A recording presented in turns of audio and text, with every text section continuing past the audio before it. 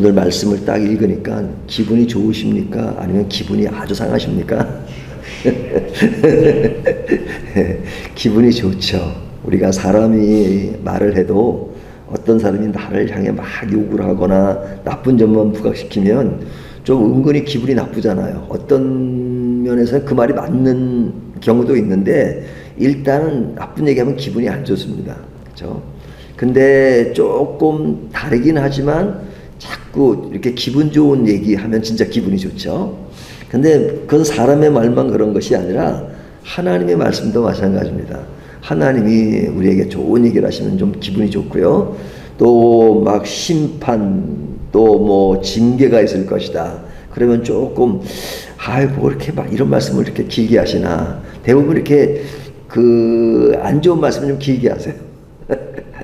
근데 이제 이런 말씀은 아주 짧은 특징이 또 있죠. 하여튼 뭐 그것은 사람이 가지고 있는 거의 본능적인 그런 감정이니까 뭐 그것을 무시할 수는 없습니다. 하지만 이 말씀을 우리가 이제 어떤 차원에서 이해를 하고 들어야 되느냐, 감정도 필요하고 또 그 의미도 굉장히 중요하죠. 그래서 오늘 말씀을 한마디로 이야기하면 너희가 저주 가운데 있었고 폐허 가운데 있었지만 이제는 축복으로, 이제는 폐허에서 회복으로 변할 것이다 하는 그 이야기가 포인트입니다. 그래서 오늘 본문을 뭐 너무 쉬운 말씀이기 때문에 굳이 뭐 이렇게 해석을 안 해도 다 이해할 수 있는 말씀인데요. 그래도 잠깐 살펴보면 1절과 2절 말씀의 포인트는 뭐냐면 하나님은 질투하시는 분이시다. 하나님은 질투하시는 분이시다. 그래서 보면 만군의 여호와의 말씀이 임하니라. 내가 시온을 위하여 크게 질투하며 분노함으로 질투하노라. 질투한다는 말을 지금 누가 쓰시는 거예요? 하나님이. 하나님은 이런 표현을 자주 쓰세요. 나는 질투하는 하나님이다. 그러니까 이 질투라는 말을 쓴다는 것은 하나님이 우리를 엄청나게 사랑하신다는 거잖아요. 사랑하신다. 사랑한다. 근데 이 질투라는 것은 예를 들면 사랑하는 아내가 있어요. 근데 그 아내를 그 옆집에 있는 남자가 그렇게 좋아해요. 그래도 나는 마음이 넓어서 사랑하고 또 그러면 좋지. 뭐 그런 어떤 일반적인 그런 친분 관계 또 친밀함은 좋지만 그러나 막 사랑 그러면 좀 기분이 안 좋아야 정상인 거죠. 근데 하나님도 기분이 안 좋아하세요. 그러니까 하나님은 질투하는 하나님이란 말을 많이 쓰실 때 우상 숭배하는 이스라엘 백성들에게 특히 그런 말씀을 많이 하잖아요. 너희가 우상 숭배해? 근데 우상 숭배만 하는 거냐? 우상 숭배를 하면서 또 나를 믿는다고 해. 그러니까 나는 그런 거 원치 않아. 나만 좋아해. 우상 숭배하지 말어. 이잖아요. 이럴 때 하나님이 질투하는 하나님이라고 쓰잖아요. 그러니까 이 질투라는 말은 이스라엘 백성들을 향한 뜨거운 열정과 회복의 의지를 강렬하게 보여주는 말씀이죠. 하나님은 어떤 분인가? 질투하시는 하나님이다. 이때 그 의미는 굉장히 큰 의미를 담고 있는 것입니다. 우리가 믿는 그 하나님이 어떤 분인가 하는 것들을 너무 명료하게 보여주는 것이죠. 그러면서 3절부터 5절까지 내용은 뭐냐면 이제 그 사랑하시는 하나님이 너희를 회복시켜 주실 것이다. 회복시켜 주실 것이다. 그 회복된 모습이 어떠하냐 하는 것이죠. 근데 아주 이것이 굉장히 실감나게 표현을 하고 있어요. 여기 보면 늙은 남자와 여자가 거리마다 앉을 것이요. 그렇죠? 그러니까 뭐 늙은 남자와 여자가 이제 나중에는 이게 우리가 옛날에 그런 얘기 하잖아요. 사람이 제일 먼저 태어나면 걸을 때 그 몇 개의 다리가 있어요? 손발로 그러니까 4개 다리죠. 그다가 이제 좀 크면 이제 2개 다리지만 나중에는 지팡이를 쥐니까 3개 다리다 이렇게잖아요. 그냥 그 늙은 여자와 남자가 거리마다 앉을 것이요. 그죠? 그리고 뒤에 보면 또 아이들이 거리에 가득하리라. 이 말은 뭐냐면 하나님이 예루살렘에 거하시는데 그 도시는 그 평화롭게 될 것이다. 진리가 지배할 것이다. 그런 지배하는 그 거리에는 노인과 아이들이 함께 어울리는 거리가 될 것이다.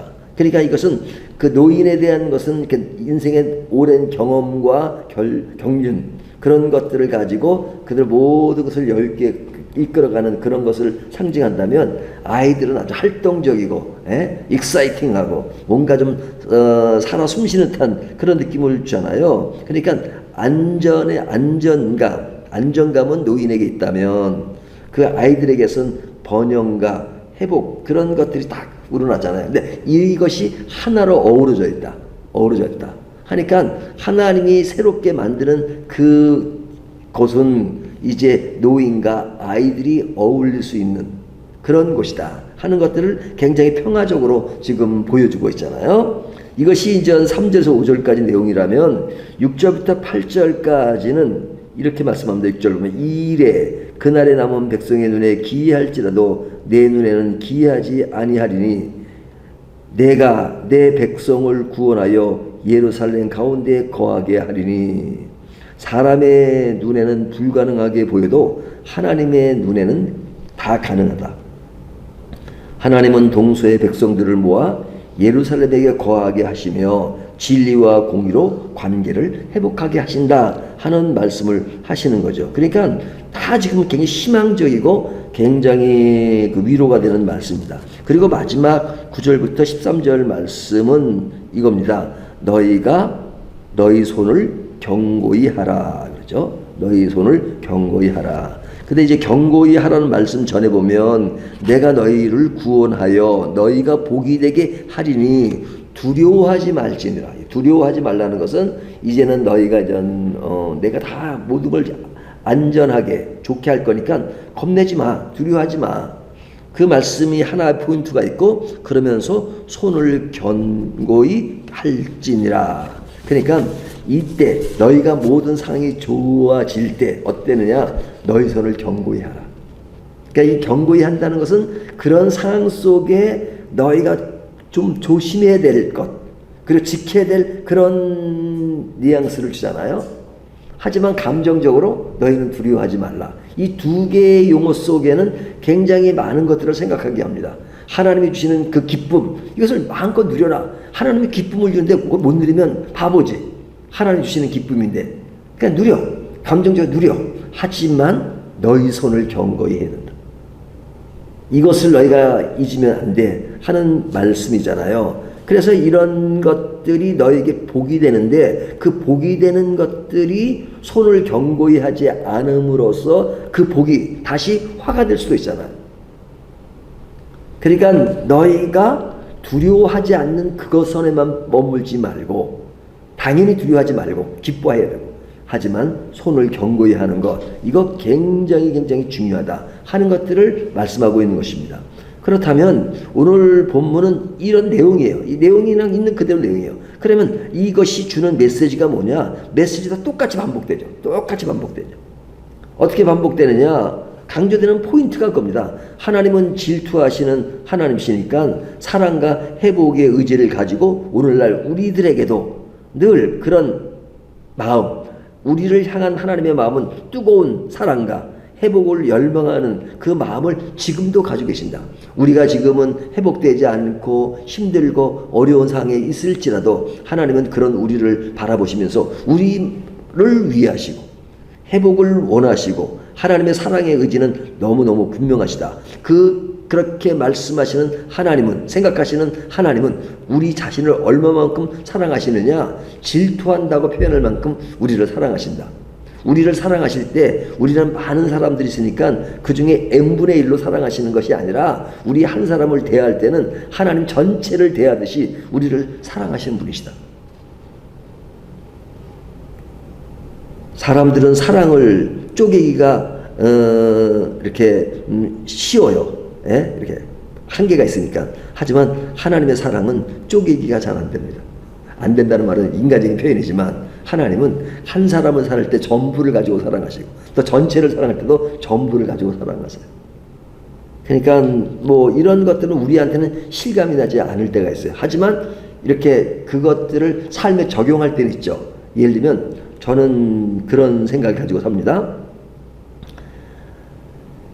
누가 제일 가까운 사람이냐? 실제로 나랑 제일 가까운 거리에, 물리적으로 가까운 거리에 있는 사람들을 그 순간만큼은 가장 가깝다고 생각하는 생각을 가지려고 늘 애써요. 예를 들면 누구 친구를 만났다. 그러면 친구랑 단둘이 있는 시간만큼은 그 시간은 그 친구가 all of them, 전체 전부 그 시간만큼. 예? 그러니까 그 시간을 일대일로 대하기 때문에 내 모든 것을 그 친구에게 쏟아요. 친절과 또 나눔과, 그렇죠? 그러나 사람은 물리적이기 때문에 또 헤어지면 보지 못하니까 그때는 또 굿바이 하고 또 헤어져요. 그러나 또 다른 사람을 만났을 때 친구야. 물론 전반적으로 가까운 사람이 있고 좀 먼 사람도 있긴 하죠. 하지만 기본적인 자세는 가까이 있는 사람들 늘 가까이 대할 수 있는 마음. 이것은 사람과의 관계지만 이런 물질적인 것도 마찬가지입니다. 예? 지하철을 탔을 때 그 지하철은 누구 거라고 생각하면 내 거라고 생각하는 거죠. 지하철을 탄 순간은 이 지하철은 내 거야. 누리는 겁니다. 이거 진짜 돈은 뭐 1,000원 좀 넘게 냈는데 이 몇 억이 되는 그 가족을 내가 혼자 딱 주인처럼 타고 있다는 것이 얼마나 중요해요. 하지만 진짜 주인은 아니잖아요. 하지만 내릴 때는 더 굿바이. 끝이에요. 관심도 없어. 이제 관심도 없어. 내리면 끝이에요. 이 밝은 교회에 앉아있는 여러분들이 제일 누리는 겁니다. 그러니까 항상 하나님은 그것과는 좀 다르긴 하지만 그 뭐 시간에 따라 변함이 없으시고 뭐 인간은 물리적인 한계 때문에 굿바이가 있지만 하나님은 언제나 always 우리와 함께 계시고 우리와 더불어 동행하시는 그런 분이시죠. 그러니까 하나님이 우리를 향한 마음이 어떤가 하는 것들을 우리가 생각하는 것 중요하죠. 두 번째는 하나님은 늘 우리 자신이 회복되기를 원하시고 그리고 우리 공동체가 늘 회복되기를 원하시죠. 왜? 인간은 나약하기 때문에 늘 회복을 필요로 하는 그런 상황이 벌어질 때가 많죠. 그럴 때마다 하나님은 그런 아름다운 조화를 이루는 것, 노인과 어린이들이 하나로 모아지는 것. 우리가 그 이사야 말씀에 사막에 샘이 넘쳐 흐르리라. 사막에 샘이 넘쳐 흐르고 그리고 뭐 독사들이 뭐 그런 거 뭐 독사들이 사람 부는 게 아니라 독사들과 어울리는 그 에덴 동산의 그것을 상징하는 말씀을 하잖아요. 그러니까 아름다운 것은 어떤 동서고금의 사람들과 남녀노소의 사람들이 다 모여도 함께 어울릴 수 있는 것. 그것은 우리가 뭐로 모아지는 거예요? 하나님의 사랑으로 모아지는 거잖아요. 그러니까 우리가 제일 가까운 사랑은 부부간의 사랑이라고 그러잖아요. 하지만 부부간의 사랑이라는 것이 이게 누가 우스갯소리로 이게 그냥 점 하나 차이라잖아요. 만나기 전에는 남이었잖아요. 남. 그런데 이제 결혼하면 남이고 뭐 하나 빠져가지고 님이 되잖아요. 님이. 근데 이 두 사람이 만나면 두 사람이 하나의 공동체가 되는 겁니다. 최소의 공동체. 그러면 이 최소의 공동체가 사실은 그 다른 성향에 자랐고 다른 성격인데 하나로 모아지는 게 그렇게 쉽지 않잖아요. 그래서 성경은 뭐라고 말씀하시냐면 인간 한 사람 대 한 사람은 결코 어우러지는 것이 쉬운 게 아니다. 그러니까 서로 남남에 모였던 사람이 님으로 되는 그것이 서로 다른 공동체가 이렇게 억지로 모아지는 것이 아니라 그 두 개를 엮는 중요한 네 개체가 필요하다. 그분이 하나님이라는 것이. 그러니까 하나님을 통해서 아내를 바라볼 때 아내에 대한 사랑이 정상적으로 갈 수 있다는 거예요. 진정한 사랑은. 아내도 남편을 향해 직접 가는 것이 아니라 하나님을 통한 남편의 모습. 하나님을 통과하는 여가처럼 통과할 때, 그럴 때 허점이 보이고 부족함이 보여도 하나님이 사랑하시는 대상이잖아요, 남편이. 하나님의 사랑이 되시고, 아내도 하나님이 사랑하는 대상이에요. 어떨 때는 그거 힘들 때가 있어요. 왜? 하나님 원수를 사랑하라 그러잖아요.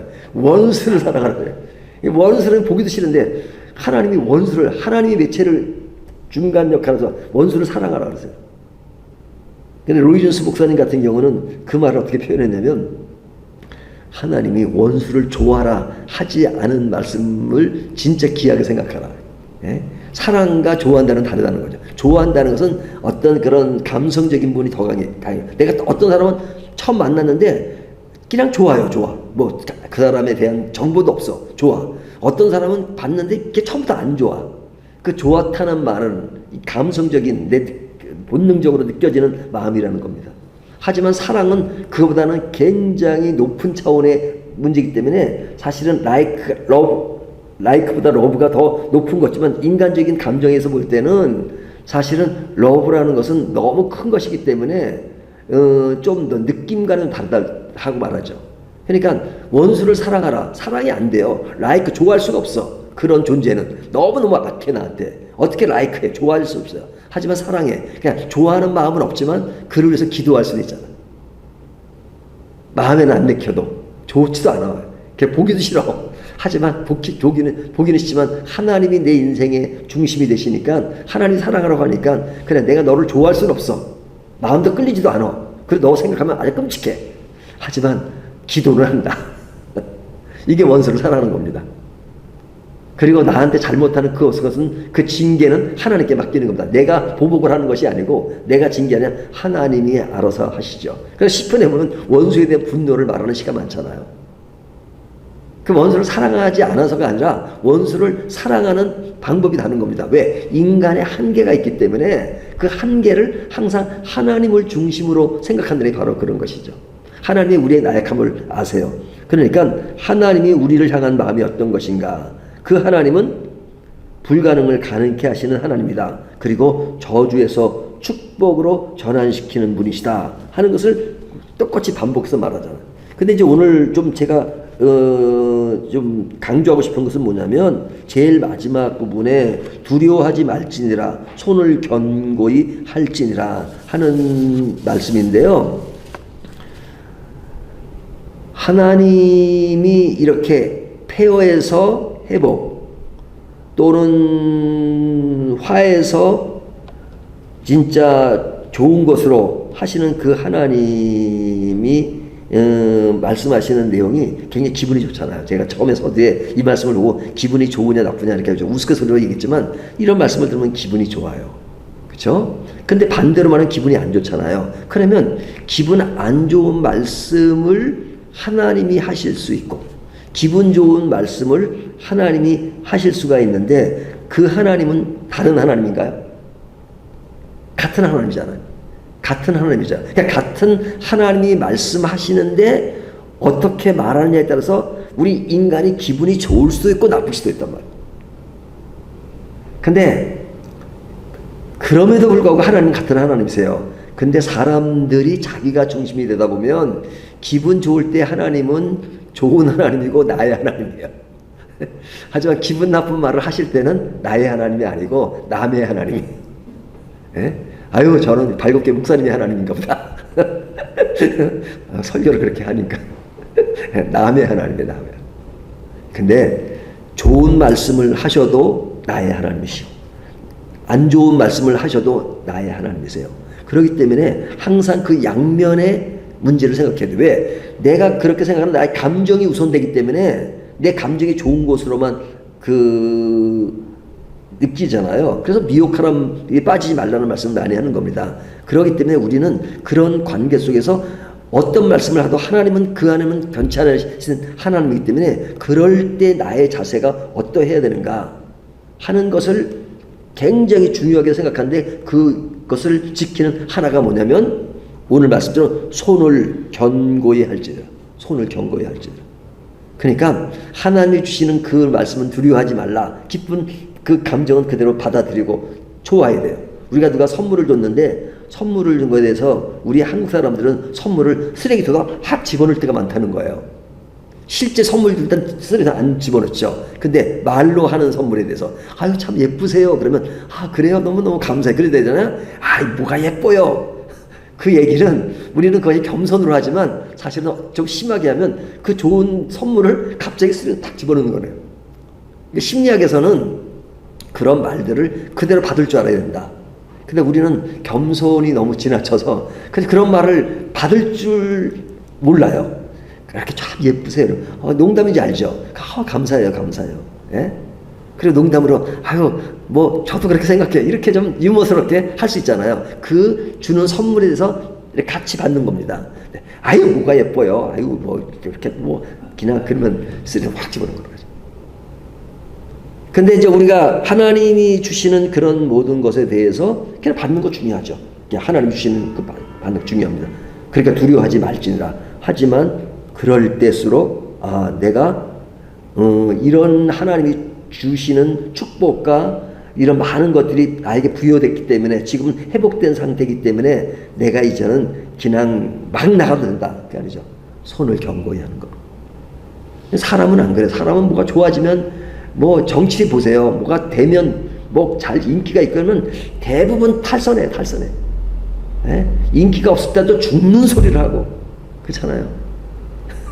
그러니까 하나님의 큰 것이 나를 지배할 때는 하나님의 태양을 보면서 먹구름이 낄 수 있다라는 생각을 하셔야 되고, 먹구름이 낄 때는 여전히 그 위에 태양은 있다라고 태양을 볼 줄 아는 그런 양면적인 마음이 있을 때 우리가 하나님이 주는 걸 마음껏 누리면서도 항상 손을 견고히 지킬 수 있는 그 길이 되는 것입니다. 이것이 우리가 신앙의 균형을 잡아가는 좋은 모습일 수 있는 것이죠. 오늘 말씀을 통해서 우리가 손을 견고히 한다는 것이 무엇인가 하는 것들을 다시 한번 생각하면서 하나님 주시는 복에 대해서는 마음껏 누리는 저와 여러분이 되시기를 주님의 이름으로 축원합니다.